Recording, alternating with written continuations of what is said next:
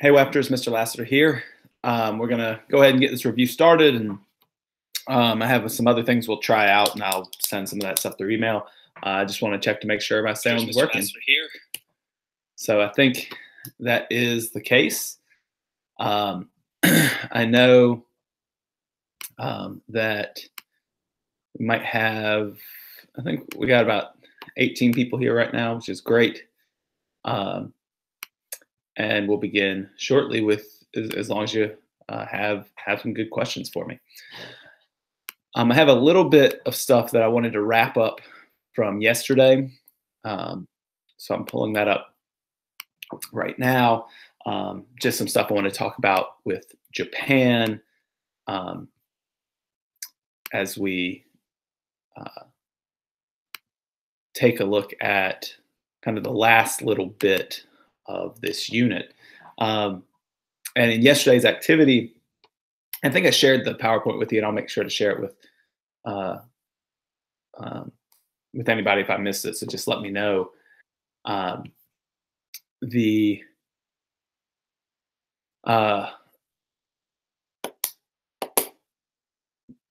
I lost my train of thought there. If I haven't shared it with you, just let me know, and I will. I'm pulling it up right now, and we'll get started as soon as y'all have some questions for me. So just let me know.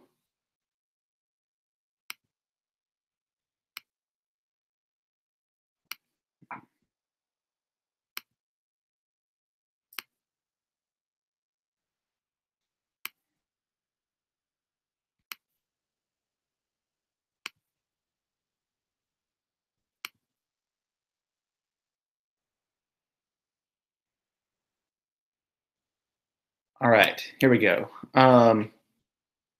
First one, thanks, Stephen, that we have right now. Will the Qing Dynasty be called the Qing or the Manchu on the test, or both? It'll be called the Qing Dynasty, but it'll be spelled with a Q, Q-I-N-G, Q-I-N-G. You may see the Manchu reference on the test, but in AP world, we use the term Qing to denote that dynasty in China. Really good question there. Although if you see the term Manchu, just know that that's interchangeable. All right, I've almost got some of my notes up from Japan that I wanted to go through. Sorry it took me so long to get those. So yesterday in class, one thing that we talked about was Japan centralizing and kind of the centralization of Japan, first under Nobunaga and then Hideyoshi, and then later the Tokugawa shogunate. And we also talked with them dealing with the European challenge, that is European traders coming in to the region, of course bringing with them firearms, which gives the Japanese the means from which they can centralize, but also bringing their religion with them, bringing Christianity. And early on, that was accepted, but eventually Japan sees this as a threat to the Japanese way of life. They had seen the example of the Philippines, where the Spanish had taken over that region when, along with bringing Christianity. And so they wanted to restrict that influence.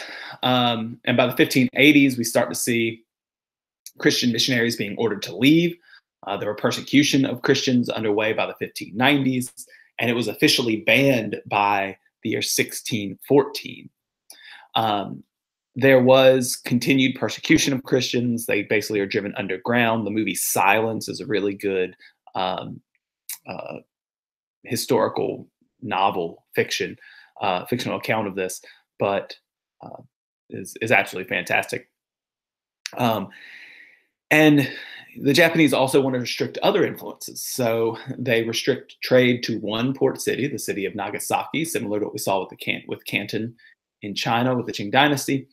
They burn Western books, and pretty much the retreat into isolation for Japan is complete by the mid-1600s. So just as there is a centralization going on in Japan, they're also isolating themselves from the outside world. During the 18th century, they revived Neo-Confucian philosophy that had been present for a long time in Japan. They established national schools based on indigenous culture. And pretty much the only outside information that comes in is what was called Dutch learning. It was knowledge of the West brought in with Dutch ships, which were the only ships allowed to trade in Japan from Europe. And they learn, mostly the elites in Japan will learn about Western developments through these mariners. Now, that will come into play in the next unit, especially because when Japan modernizes in the 1800s, and we see what's called the Meiji Restoration, it's the elites who've been keeping up with this who really push this modernization. But Japan's isolation policy is eventually fully implemented. They close you in your primary sources. You had the edict that closed Japan to all foreigners and prevented even Japanese ships from leaving and sailing beyond the Japanese borders. And so that's kind of what we see. If we think about kind of Asia and that in the first phase of global expansion that we've seen in the world in this unit, remember that Western exploration and commercial expansion only kind of touches Asia peripherally. It's, Asia was still pretty strong in this time period. Places like China could control European traders. Japan could force out European traders and only allowed the Dutch in. And even in some place like South Asia, they still, for the most part, the Mughals controlled their own destiny. Other South Asian kingdoms controlled their own destiny. That's going to change in our next unit. We're going to see in kind of the second phase of European global expansion, they will take a much larger role in what goes on in Asia. And China and Japan will be really good examples to look at in our next unit. So that kind of wraps up stuff with Japan. And I've been seeing some questions pop up here on my screen. So I will start going through some of those now. What kingdoms are considered to be gunpowder kingdoms? Good question, Chris. So, by the way, sponsored by Coke Zero. Coke Zero sugar, I'm sorry. Please send me free Coke Zero Coca-Cola. That'd be great. Kingdoms considered to be gunpowder kingdoms. Well, that's tough to say specifically because we could probably include a lot of empires or kingdoms in this. Europeans probably we could include in this. The main ones you see the term gunpowder empire used with are the Islamic gunpowder empires, the Ottoman, the Safavid, and the Mughals. But Russia will use firearms to expand eastward and create their empire. Japan uses firearms to centralize, and Europeans use firearms to grow their colonies in the New World. So I don't think we could just limit it to the Islamic gunpowder empires, although those three, Russia and Japan, stand out to me. How much do we need to know about Nobunaga and Hideyoshi? So you may see his name pop up. This guy Nobunaga, Nobunaga, he just starts this process of centralization by adopting firearms for his kind of personal army, right? He's one of the first daimyo to make extensive use of guns. Hideyoshi, his general takes over when he dies. Further centralization. Japan failed invasions of Korea. Later on in another unit, we'll have Japan successfully invade Korea. And that's kind of, I would say, he's more of a bridge to the Tokugawa shogunate because he begins some policies, does Hideyoshi, that the Tokugawa shogunate continues with. He starts the persecution of Christians and the expulsion of Christian missionaries. He centralizes power, confiscates the swords, right, with the edict, but it also confiscated some firearms. So that's kind of a bridge to the Tokugawa shogunate, I would say. And the Tokugawa shogunate develops after Hideyoshi dies. There's of course, struggle for power, and Tokugawa Ieyasu rises to power. So just kind of know their roles. in this. If you forget their names, it won't be the end of the world. You can be a little bit more general. What comparisons will we need to know for this unit? Well, that's a big question. Some of the big comparisons in this unit ask you to compare perhaps compare European expansion in, say, the Indian Ocean versus the New World. You can compare Portugal versus Spain, for example. Think about a land-based empire versus a trading post empire. Other comparisons would be the gunpowder empires.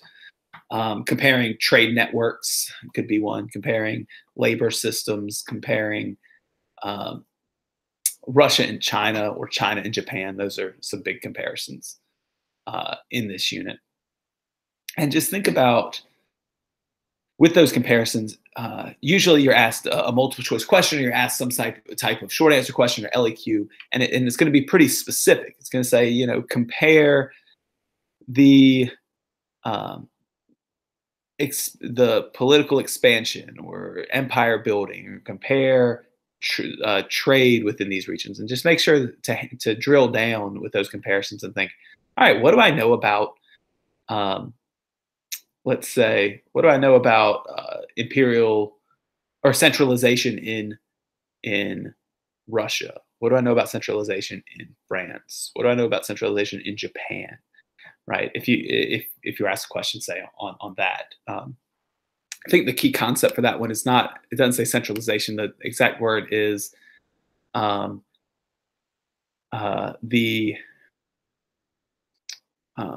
state consolidation. Right, state consolidation and imperial expansion. That's key concept 4.3. So how states centralize and how they grow their empires. So those are some of the big comparisons that I can think of off the top of my head. Other comparisons. Well, that's the big ones, I think. The stuff I basically gave you charts on. What are the major trade routes in this period? All right, so think about, I think we went over them the first day.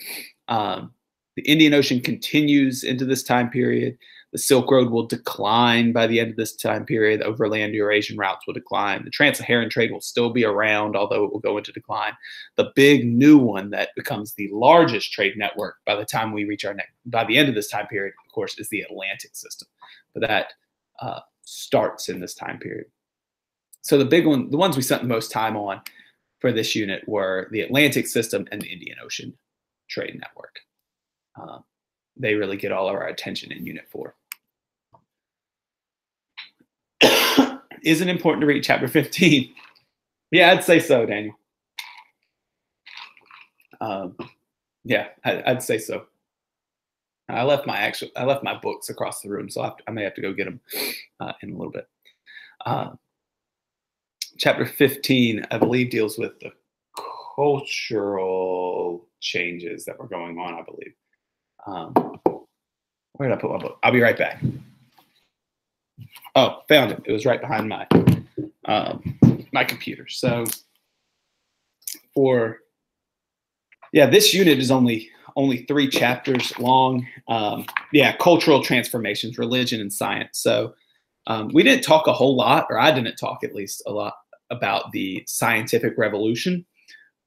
We spent a lot of time on that last year. So if you are unfamiliar with that, then that would certainly be important. The spread of Christianity, things like the Protestant Reformation, I had a video on that for you. Really good section on like China and Jesuits in China. I didn't talk about that. I talked about Jesuits in Japan, but not in China. So I think that would be worth taking a look at. And one of the things we did early on for when we were in Key Concept 4.1 before break is talk about some syncretic religious practices and new religions that come out of this time period. So that's a lot of Chapter 15. There's some really good stuff. How did the fall of Constantinople to the Ottomans lead to the decline of Silk Road trade? Ooh, that's a really solid question, and I kind of have a few steps that I answer. So Constantinople being run by the Byzantine Empire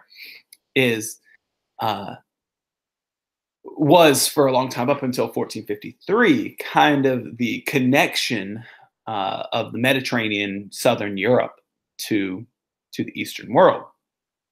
Silk Road trade would basically come to the Middle East or go to the Black Sea, and trade would go through Constantinople and probably through Venetian traders into the Mediterranean. But with the Ottomans taking over that area, we kind of see like what was called the Muslim curtain fall across or between Europe and the East. And Venetian traders who had long traded with Muslim merchants really didn't have a problem with this. They had been trading with people, Muslims in the Middle East for some time, although, and it's at times competed with Constantinople for control of some trade. But with Constantinople trading, then there was no other group to go through other than these Ottomans. And for the Iberians, Portugal and Spain, who were starting to look toward exploration themselves or venturing out to trade, after centuries of fighting their Muslim counterparts in Iberia, they were not comfortable with this, and they vehemently opposed, right, paying the Ottomans to get these goods that by that time they had really seen as necessities, although they were luxury goods, things like spices from the East. And so they start to look elsewhere. And first, the Portuguese, of course, explore the coast of Africa, again bypassing North African Muslims to try to access gold, and then eventually to try to access the spice markets of the Indian Ocean. So this, of course, as they expanded maritime trade, that's going to cause a greater decline that had already started of overland trade, the Silk Road being the most significant of those overland trade routes. Really solid question. A lot that can be said there. That's part of the answer, I would say. As maritime trade increases, overland trade just becomes too expensive and costly as well. What explorers and conquistadors do you need to know? For this unit, I would say know Henry the Navigator, Prince Henry from Portugal. Other Portuguese explorers would be Diaz, who rounds the Cape of Good Hope, da Gama, who makes it all the way to India, Columbus, the Italian sailing for Spain, Magellan, who sails around the world. And the conquistadors just know Hernan Cortez and Francisco Pizarro, who conquered the Aztec and Inca, respectively. Other explorers, we don't really touch on that much. There's not very many of them mentioned in the key concepts. From our previous time period, Zheng Ha of China and the Ming, who sailed for the Ming Dynasty, he would be important to know as well. All right, next. In terms of Japan, should we focus more on the names and chronology or more of what they do and lasting impacts? Catching on. Good job, Gus. Yes, more of what they do and its lasting impacts. Very, very good.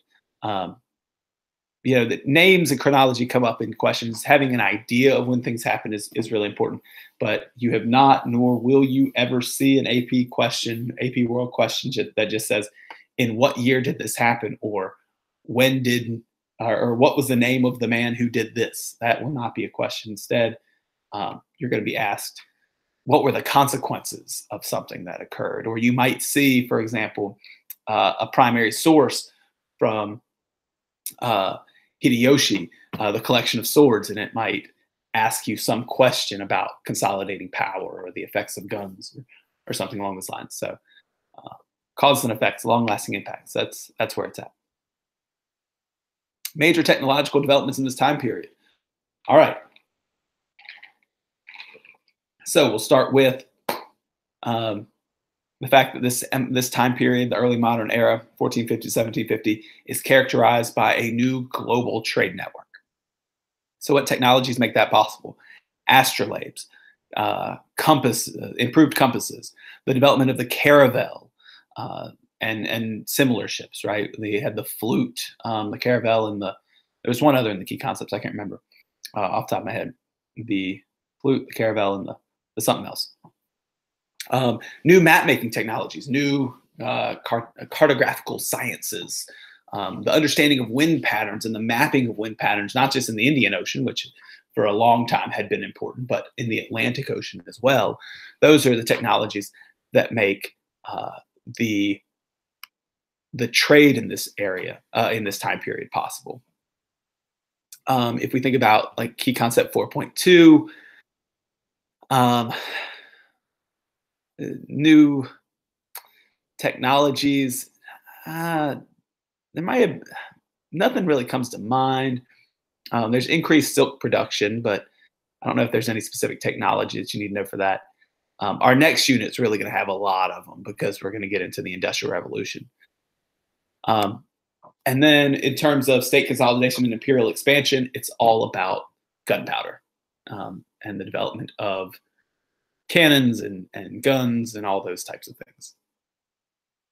I think that's the big ones. Oh, printing press. Duh. I almost forgot about that. So that's huge, especially for the Protestant Reformation, for the spread of information, spread of communication around the world. Man, I would have been embarrassed if I had forgotten that one. Good question, Chris. What do you need to know about Japanese military tactics? Nothing.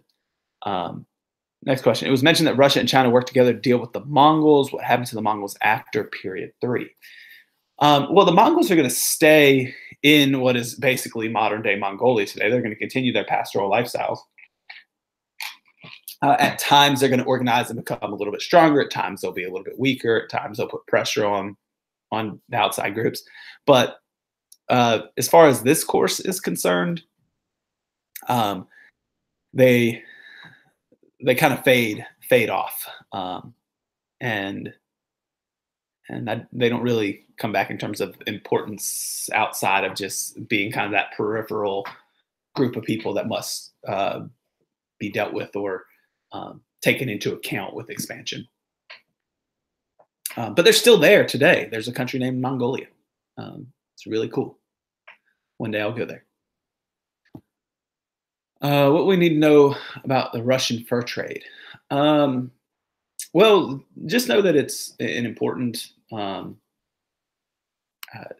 the fur trade is extremely important throughout this time period. The French in the Americas are really into trading furs. It becomes kind of a fashion statement. It becomes kind of one of those luxury goods. And that's the French actually have a pretty solid relationships with a lot of Native Americans they trade with at trading posts throughout Canada and the Midwestern United States at different trading posts. But as far as fur trade for Russia, it's one of the things that drives the increase in peasant labor. Frontiersmen, who were usually fur traders, actually set out to settle in Siberia and Russia. And Russia kind of pushes toward the Pacific Ocean. The fur trade funds a lot of that, and they even eventually will make it to Alaska and claim Alaska, which the United States eventually buys from them. It's called Seward's Folly, but it made a lot of money. The fur trade is kind of an economic driver of that. What social class do we need to be most familiar with? Well, it depends where we're talking about. For key concept 4.2, it's all about new forms of social organization and modes of production. And there are new ethnic, racial, and gender hierarchies that develop. So for the elite, there are kind of existing groups of people, like the Zamindars in the Mughal Empire, the nobility in Europe, the daimyo of Japan. And these groups of people had traditionally had a lot of power. The existing nobilities, basically, in these regions. Zamindars, European nobles. We just use the term nobles because they don't have a special name, but I'm sure we can think of one. And then the daimyo of Japan. They had traditionally had power collecting taxes or whatever it might have been. And as leaders um, centralized power, as we see um, state consolidation taking place and absolute monarchs rise to power, these people who traditionally were in charge were kind of pushed to the side, and they will at times be destabilizing forces, at times be people that the leadership has to deal with. Think about in France and in Japan, right? The nobility and the daimyo have to like take up residence in the capital of Versailles, was built with Louis XIV, right? So those are kind of existing elites. New elites that come about, we could look at China with the Manchu. They, of course, developed kind of this as an elite group within the Qing Empire. We see merchants, especially in Europe, kind of like merchants and entrepreneurs rise in importance and significance. In the Spanish Empire, we're going to talk about this a little bit more in the next unit, but a new elite called the Creoles, who were Europeans by race, you might say, but they were American born. So they were Peninsulares, who were Europeans, Spanish, who were born in Spain. The Creoles would have been that European born in the Americas. And they developed as kind of a new social class, a new elite class. And that will be extremely important in our next time period as they seek independence or more self-control or self-government. There are new social classes or social changes that take place. In Europe, we see smaller family sizes.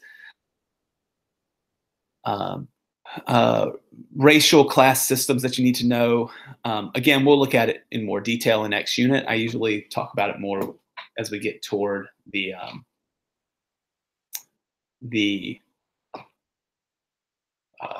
movements of independence in Latin America. But there's a racial class system that develops in the Spanish Americas with the Peninsulares at top, Spanish people born in Spain, the Creoles, Europeans born in the Americas, and then mixed race groups. So you had, for example, like mestizos, who were mixed European and Native American, mulattoes, mixed European and African American. And this system was known as the Caste System, C-A-S-T-A. It's a caste system. It's just the Spanish word instead of the Portuguese word. And that was, it was extremely hierarchical. We're actually going to look at casta paintings in our next unit to really see how structured and in place this was. So that's the big stuff I can think about in terms of class systems or class changes that you need to know. Obviously, in the Americas, class systems are going to be extremely important because you're going to have a free class, you're going to have Native Americans, you're going to have African slaves as well, which will create a very hierarchical class system. When was the last time your electricity flickered? At an hour and 20 minutes ago was the last time it flickered because my clocks have not reset since then. So there you go. Was Spain ever Christian? Can you explain the Christian-Islamic tension in Europe? Yes. So Spain initially was Christian. Remember that the Christianity had been brought there with the Roman Empire. Excuse me. But because of Spain's location, especially southern Spain in the Mediterranean, there would have been a lot of other groups of people who settled there, Jewish people, etc. When the caliphates expanded in time period 3, they bring Islam to Spain. That does not mean that Christianity was done away with completely, and eventually Christian kingdoms of the north push back against the majority Islamic southern parts, and or the Moors, and push them out of Iberia. So there is a great deal of Christian Islamic tension within Iberia, within Portugal and Spain. Portugal had kind of dealt with that a little bit earlier in Spain, which is why they get kind of a head start on exploration. Spain officially defeats Granada which is the was the Muslim region of Spain, in 1492, pushing them back across the Strait of Gibraltar into North Africa, and they celebrate with sending Columbus. So I don't know if we call it attention. Is attention if you're actually like openly fighting each other? There's definitely warfare going on there, but Spain becomes so strong that eventually they're not having to deal with that quite as much. Moad, should I study for this unit? I don't know, Moad. Probably. You probably should. If you didn't last year, it may be too late though. What are the key points that we should get out of this live stream? Well, we've talked, kind of recapping what we've looked at. I talked a little about Japan. We talked about gunpowder kingdoms. We talked about comparisons and technological developments and social classes. So we've hit a little bit of everything. I've tried not to get too much in the weeds with stuff that isn't important. So hopefully it's been helpful. Which Russian rulers do we need to know? Ooh, that's a good question. Russian rulers. I'd have to look back at my notes on Russia, to be honest. Let me see which ones I had included in those notes. Except I'm pulling up the other PowerPoint that I made and I did not use. Peter the Great is number one, I would say, because of his westernization plans.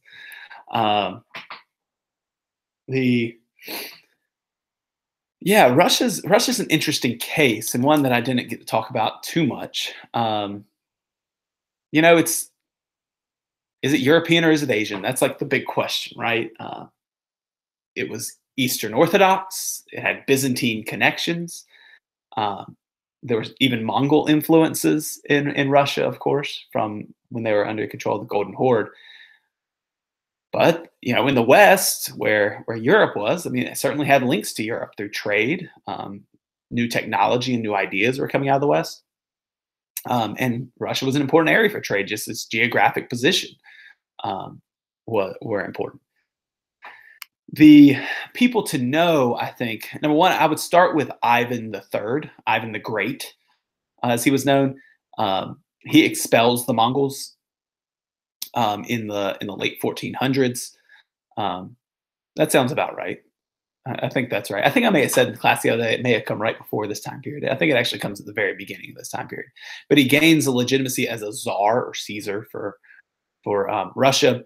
And he begins the expansion of the state. So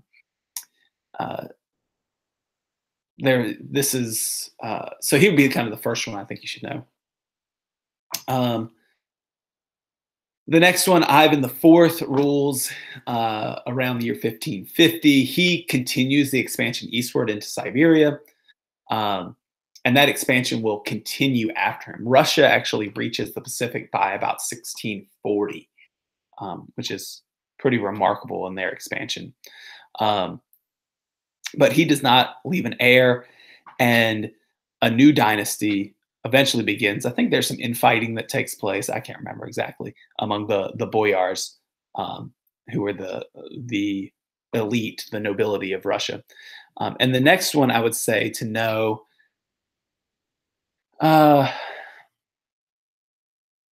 Mikhail Romanoff. He's like the first Romanov czar, but he's not as important as Peter the Great. Peter the Great continues expansion in Russia. He also undertakes a great westernization program. So westerns, and by westernization I mean like Western Europe. He emphasizes Western style dress. If you ever look at or if you go back and look at the video I did at like the kind of clothes, for example, that Ivan the Terrible wears. There's this like great picture of him with like this big scraggly beard wearing this like kind of very heavy overcoat. And then you look at pictures of Peter the Great and he looks like a French nobleman almost. And he's wearing like a mustache. He's like pretty clean shaven. He's got like button up coats and all sorts of things. That style of dress he required in his court. He made people change to a more Western style of clothing. He emphasizes Western style technology and Western style shipbuilding. So wants to expand to warm water ports. All these types of things. Excuse me. So he is probably like the big one to know. There are some changes also that he makes in the way the Orthodox Church is run. Oh yeah. There's also this other. So there's a great. I'm looking through this other PowerPoint, thinking about Russian nobilities. He requires all the nobility to like cut their beards, and if they refuse, like he even does it himself, requiring people to shave off their beards. That's kind of like how intense this Westernization program was. But before Peter the Great, you would have probably classified Russia as an Eastern or an Asian influenced nation. And after him, it certainly looked much more Western or European. The last one I think to know, although she is technically in our next time period, rules from I think 1762 to 1796, is Catherine the Great. She rises to power. She makes some concession to the boyars to gain that power, but continues the expansion of Russia into warm water ports, especially in southern reaches along the Black Sea. So those are the big ones to know. Oh gosh, I just went through a lot of information there. So Ivan III, Ivan IV, Peter the Great, and Catherine the Great. I think they're the ones that I would say you should know. So wow, that was a lot of information. A mini Russia lecture there, which if you watch my video, you're probably saying you heard that already. So is this test going to be stimulus heavy? Yes, it is. Tell me. It is going to be stimulus heavy. The overall, I think y'all do pretty well on those. I know some of them can be quite difficult, but I try to model the AP exam as much as I can, especially the more we go throughout the year. So yes, I plan on it being stimulus heavy. Is the way of the impact of Little Ice Age super important? Is just kind of an underlying thing to think about. So the Little Ice Age it's tricky, and the reason I say that is because it comes up in like weird places. So you will see it come up with questions, really kind of the effects of the Little Ice Age. I would say most of all.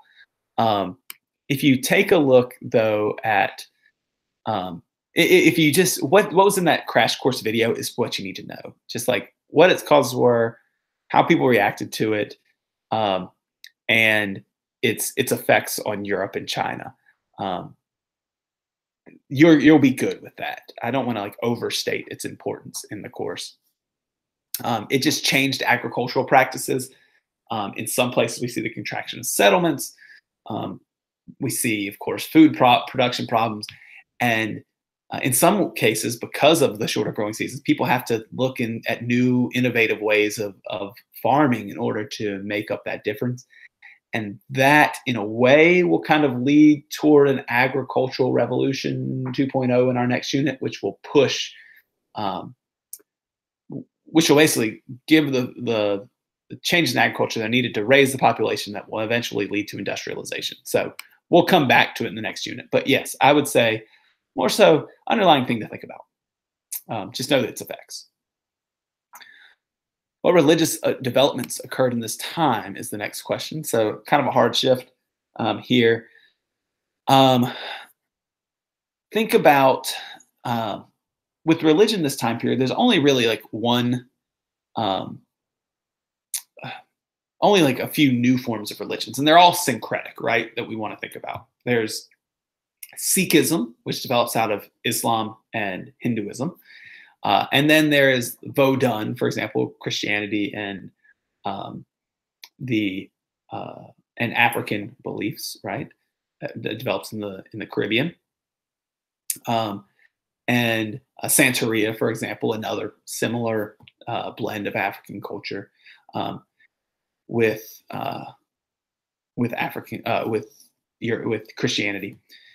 But just keep thinking about like how interactions impact religion. So Islam will continue its spread in this time period, but and with the influence, of course, of like Sufis, etc., spreading Islam around, and it'll continue to adapt, for example, in Indonesia to local cultures.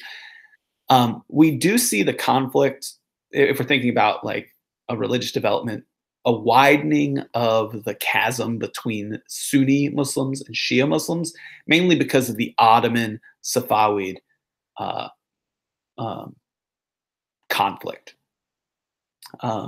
So between those two, so more of a distinction that maybe was not quite as severe becomes pretty severe. Christianity, as it spreads around the world, will certainly change.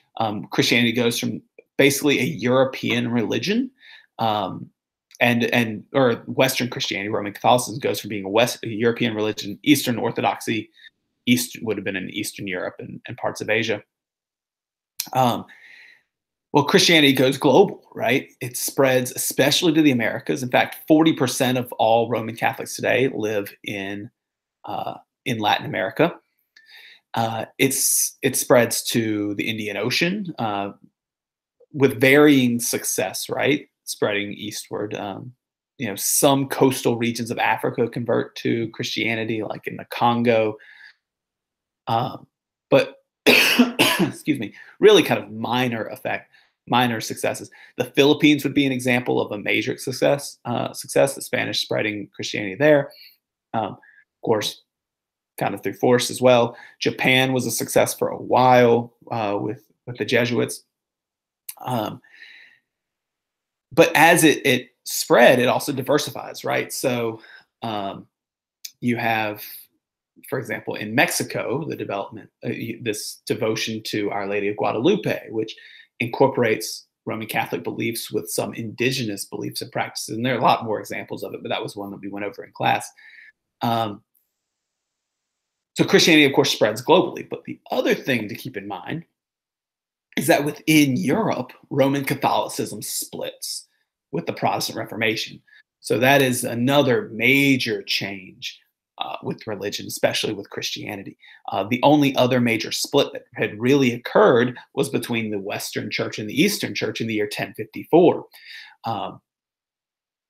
The Western Church, the Roman Catholic Church, had remained pretty much unified, and throughout the Middle Ages, it was the unifying force for Europe in the feudal age.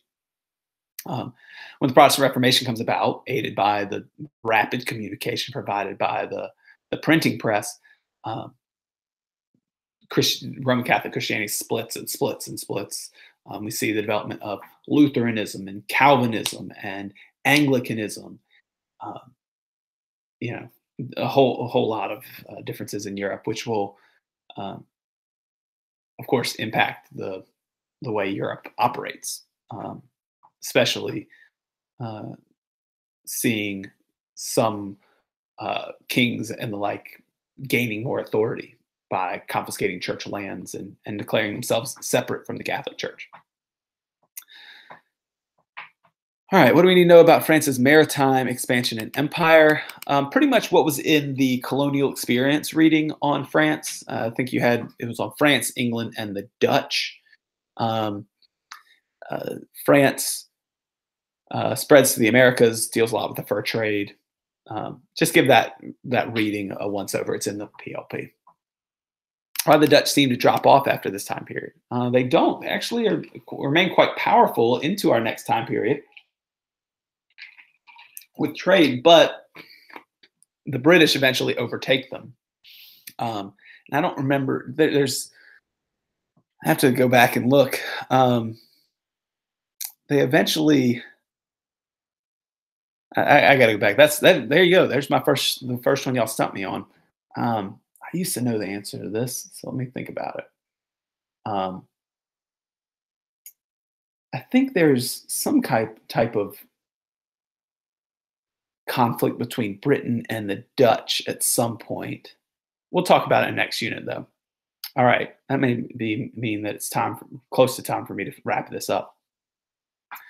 Um, Dutch drop off. Okay, there is um, an answer to this. They compete with the British, and there's something that I was just reading this the other day in a book. Well, you win, Chris. You've stumped me. I'll come back with the answer to that soon. I promise. Is the test can be based more on stimulus or on knowledge? Stimulus based, so like the midterm. Are the labor systems an important thing to know for tests? Yes. I was wondering if somebody was going to ask me about labor systems. I just assumed that y'all did a really good job on that assignment, so I wouldn't have to talk about it. So big labor systems to talk about. Of course, peasant labor. In this time period, we will see peasant labor increase in a lot of areas, including Russia. Peasant labor with silk production in China will increase. We see coerced labor in this time period a great deal. The most important of this being, of course, chattel slavery. But there's a range of coerced labor used, especially in European colonies, including the Spanish adoption of the Mita system, which was the Mita system, of course, used by the Inca as kind of a labor tax. The Spanish will use it, especially for mining silver. The encomienda system, which was in theory a Spanish colonial system where the Spanish would receive labor from the locals in return for teaching them Spanish and teaching them about Catholicism. Instead, it just ended up being kind of a very brutal form of coerced labor. It's eventually outlawed in favor of a more plantation labor system, the hacienda system, with very low wage labor. Indentured servitude, of course, was temporary labor to pay off a debt, and that was used in the Americas, especially for people paying passage over and for receiving training or skills training in a specific job. And then the big one, of course, chattel slavery. People are as property. People are bought and sold as you would buy and sell farm animals. And this is the form of slavery that we tend to think about when we think about slavery in the United States, because it's part of our history. And so those are the major labor systems that you need to know.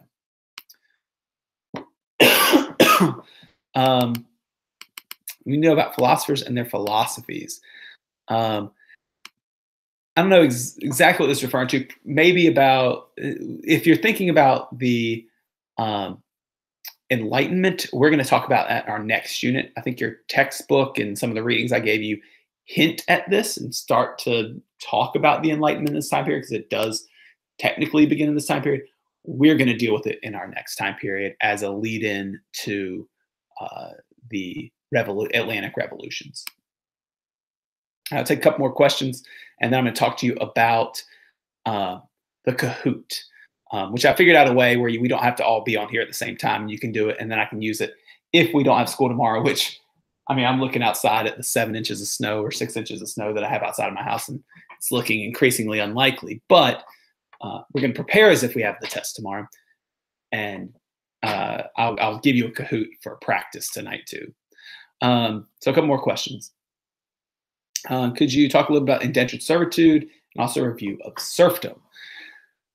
Yeah, so serfdom, remember, is when people are bound to the land.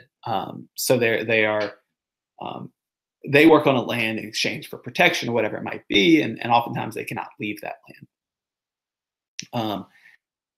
As serfdom goes on the decline in Europe for a number of reasons, part of which going back to the Black Death from the previous time period and labor being in higher demand, people being able to demand wages for their labor.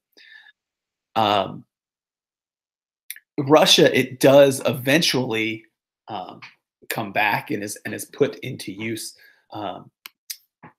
Peasants are officially bound to the land under, I'm trying to remember who it's under. Let me see if I can find it. I have my book here, so maybe under Peter.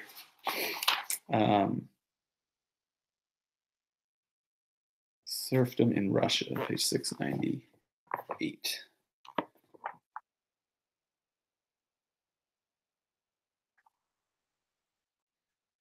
Excuse me for taking so long to look this up.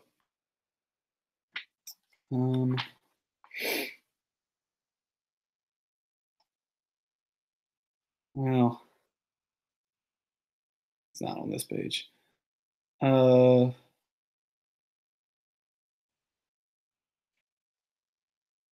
Yeah, I don't have the date. I'll look it up. Serfdom. I think I looked this up yesterday and I forgot already.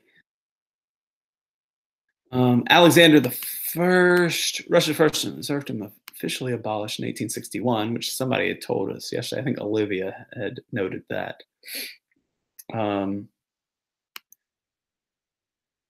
Yeah, mid 1600s, 1649, serfs were officially bound to the estate. 1658, flight was made a criminal offense. So that would have been under, I think, Peter the Great, I want to say. Anyways, regardless, this is where I go down a hole of Wikipedia. So I'm not, I don't want to do that too much.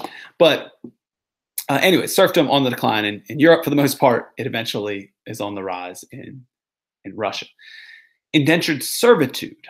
Now, indentured servitude is kind of an interesting situation because when Europeans first came to the Americas and they needed labor, right? You had a Native American group that they subjugated and forced into labor. The Portuguese did it, or the Spanish did it their way with the Mida system, the encomienda system, but eventually that doesn't work out. In the Caribbean, of course, you have natives that were initially used on sugar plantations, but that's extremely brutal labor. So they start to turn to, and of course, the British do this in North America as well. They start to turn to Europeans. Come over, you work, eventually you get land because there's plenty of land to give away. But for many people, first of all, colonial life was very difficult. It was very hard. Lots of lots of stories of British colonies failing, right? Roanoke and struggles at Jamestown and the like. Winters could be brutal, summers could be brutal, and so indentured servitude wasn't all it's cracked up to be. And as Europe starts to turn to another source of labor, which they see to be kind of cheaper and more expendable, that is African slave labor, indentured servitude will eventually go on the decline. In exchange, and in its place, chattel slavery will be on the rise. I'm trying to think if there's anything else I can say about that. That's kind of the big stuff to know, I would say. You're asking very specific questions. I do not know what the most important weapon of the Edo period police was. Guns, maybe? I'm not sure. What are the major colonies to know about? In this course, you don't have to really memorize specific colonies. Jamestown, Roanoke was a failed colony. Jamestown is probably the most important to know in North America, the modern day United States.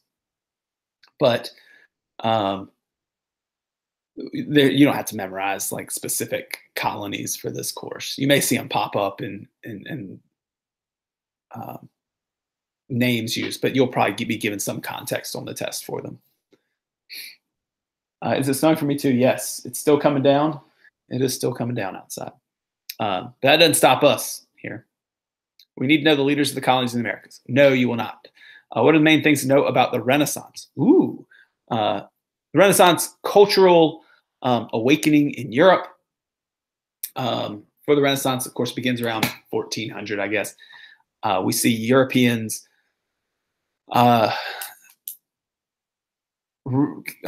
first it starts in Italy, but we see Europeans kind of rediscovering their past, starting to study the old style philosophy, starting to study old art, coming up with new ways of painting, new styles of painting, new ways of depicting the world around them. It's hard to kind of summarize in just a couple words. If you look at my Um, in fact, what I'll do is I can put a couple links in this chat uh, that have with videos with more information on the Renaissance. A couple of them done by Mr. Guilford. I think one or two done by me as well. Looking at the Renaissance and a quick review of it. Your book should talk a little bit about it. I believe it does. Oh, come on, computer. I'm pulling up these links now, but I have so many tabs open. The Renaissance kind of ushers in a time period for Europe where they kind of get back there on a major stage, right? They are no longer in this kind of dark age. They're starting to push the bounds of science. They're starting to, they believe humans are good and can use reason to overcome problems. We see beautiful works of art being made instead of that, as we've seen, the crappy 2 months learning to draw art. But there's a video here that it's fairly short. Well, it's 14 minutes. So Mr. Guilford talks a little bit about the Renaissance, and I'll link it here. Main things to know, it begins in Italy. And that's because, for a number of reasons, right? Italians are surrounded by the reminders of the classical world, surrounded by the reminders of Rome, for example. And they're also the ones who are in the closest contact to the Middle East. They're constantly going back and forth, trading with these people where they're going to get a lot of those ideas from. It spreads to the rest of Europe between about 1450 and 1600. There's actually a second phase of the Renaissance called the Northern Renaissance. But some major ideas come out of the Renaissance. Humanism, which is that idea of using reason to solve problems instead of just relying on religion for all the answers. The printing press will help spread ideas as well. And then you have a lot of different new artists coming out of the time period. And the art is really what the period is known for. Now, what funded the Renaissance? We have to think about that. The Renaissance is occurring between 1400 and 1600. First, it was funded by rich Italian city-state leaders and merchants, right, who were making a lot of money from trade. But the Renaissance will spread. Oh, my power just blinked, so I may not be here for long. The Renaissance will spread with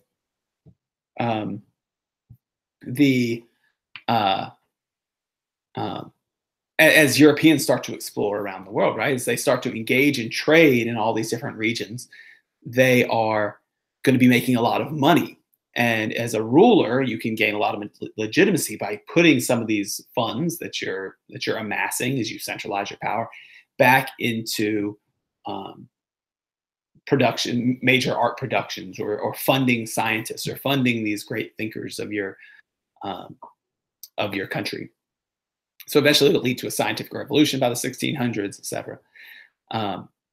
So those are some big things to know.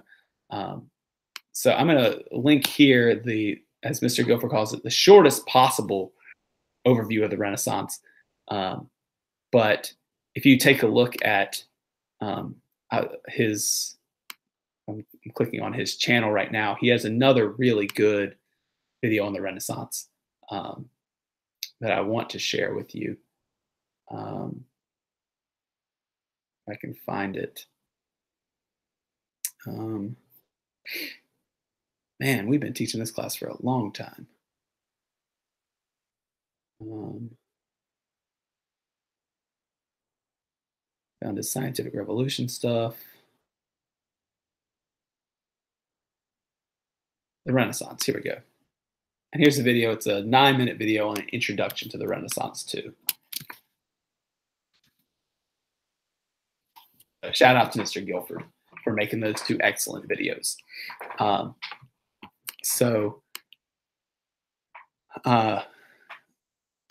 Yeah, so it's signals kind of a change from that Middle Age world to the modern world. All right, man, oh man, important cities of the time period. Oh geez, Moscow, Edo, Tokyo, Canton, in China, Venice. Those are the big ones. I think I'll stop there. I've caught up to your questions. Thank y'all so much for joining on this day. So last thing I want to talk about is what the Kahoot will look like. So I'm going to send you an email. I've just learned I could do this actually about 5 minutes before I got on here. I was playing around with it. Instead of doing a Kahoot where we're all on the screen at the same time, I can share a Kahoot, one that I did not make myself. I just edited one that I duplicated one a teacher had made and did a few edits. So I will send you an email about this. And basically it's some practice questions. And if we, and the deadline to complete that will be Saturday. I would say do it tonight. And if we don't have the test tomorrow, or if we don't have class tomorrow and the test is pushed to Monday, then in our next review, we'll look at the data from that and I will go over the most missed questions in that review. You have to download the Kahoot app in order to complete it. So the Kahoot app is free to download. You go and play it, and it'll just show you the question on the screen. You can play. Everybody can play it at different times, and it'll show you where you rank as you play. It looked like it did that anyways, but it'll give me some data about some stuff I might need to still go over with you. If there are major misconceptions, I would advise everybody to play it tonight. If there are major misconceptions, I can go over it tomorrow before the test. If we have school, fingers crossed. If not, I can go over in the Sunday night review. All right, that's it. Chris, you are right. The live stream can end now. So I hope you enjoyed it. Thanks for joining in, guys, for the last hour or so. Yeah, that's all she wrote. I hope you have a good day, and I'll talk at you soon. Bye, guys.